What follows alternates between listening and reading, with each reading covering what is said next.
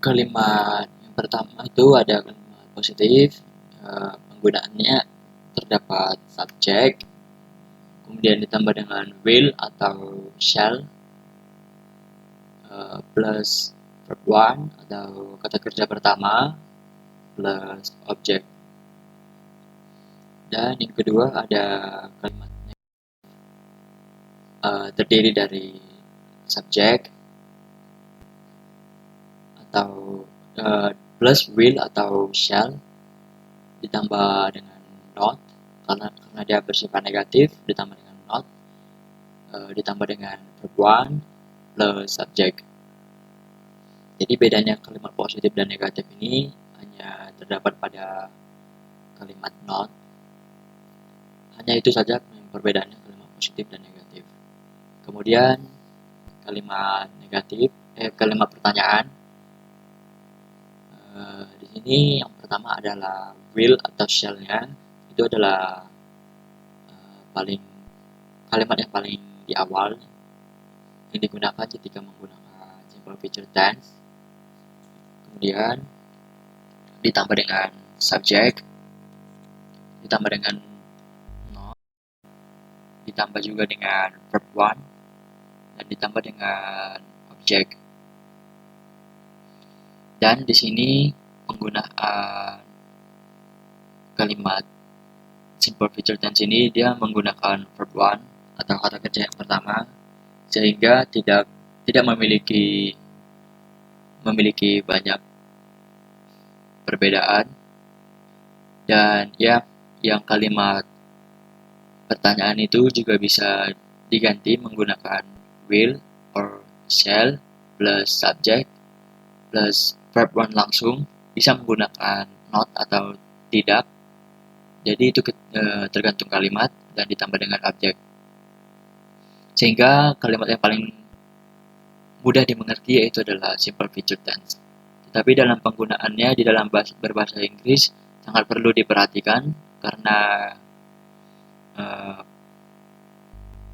penggunaan kata bahasa Inggris harus menggunakan kata-kata yang tepat sehingga akan mudah dimengerti orang lain. Oke, selanjutnya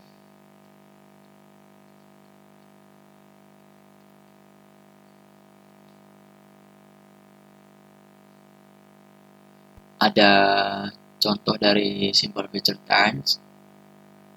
Di sini contohnya yang pertama ada kalimat positif, yaitu my sister will celebrate her birthday tomorrow.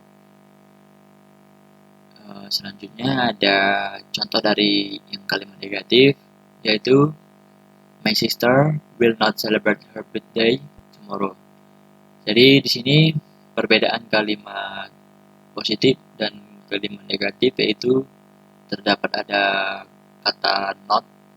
Jadi di dalam contoh kalimat tidak menggunakan not, dan di kalimat negatif dia menggunakan not. Sehingga itu adalah salah satu perbedaan antara kalimat positif dan kalimat negatif yang ada di dalam simple future tense. Kemudian di sini ada kalimat pertanyaannya, kalimat yaitu will my sister celebrate her birthday tomorrow. Jadi yang menandakan bahwa dia simple future tense ini di setiap kalimat yaitu ada kata yang paling utama, yaitu ketika penggunaan kata will bahwa itu adalah future tense, dan penggunaan kata waktu yaitu ada tomorrow. Jadi itu merupakan dimana suatu kegiatan itu akan dilakukan di hari di masa yang akan datang, sehingga terdapat penggunaan simple future yang lebih jelas. Dan kalimat pertanyaan ini juga pada kalimat awalnya digunakan penggunaan kata will, sehingga menandakan bahwa itu adalah kalimat pertanyaan dari future tense. Selanjutnya, catatan dari simple future tense. Yang pertama itu adalah bentuk tense yang digunakan untuk menggambarkan suatu kegiatan atau kejadian di masa yang akan datang. Jadi future tense ini kita bisa mengetahuinya yaitu ketika dia menggunakan kata will or shall, maka itu adalah suatu future tense atau suatu tense atau kalimat berbahasa Inggris yang akan terjadi di masa yang akan datang. Kemudian ada beberapa keterangan waktu yang digunakan dalam tense simple future tense ini, yaitu ada tomorrow, next year, next month, the day after tomorrow, soon, by this time, next week, dan lain-lain. Masih banyak lagi kata keterangan yang digunakan di dalam simple future tense ini. Jadi ini adalah bagian sedikit dari bagian yang ada di simple future tense ini ketika penggunaan keterangan waktu yang ada. Sehingga ini menjadi salah satu kunci untuk mengetahui bahwa kalimat tersebut adalah simple future tense. Selanjutnya, will memiliki makna yang hampir sama dengan be going to, namun terdapat perbedaan di antara kedua.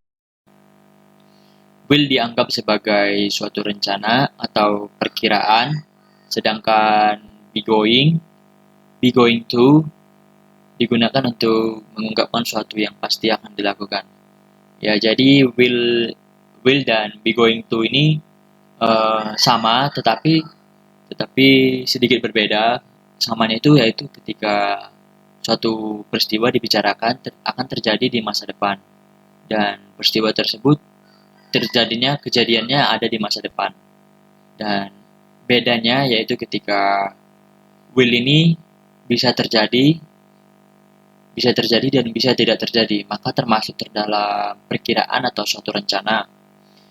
Tetapi sedangkan be going to ini suatu peristiwa yang pasti memang akan dilakukan. Jadi ketika di masa yang akan datang, hal tersebut akan terjadi. Dan itulah bedanya be going to dan will. Selanjutnya ada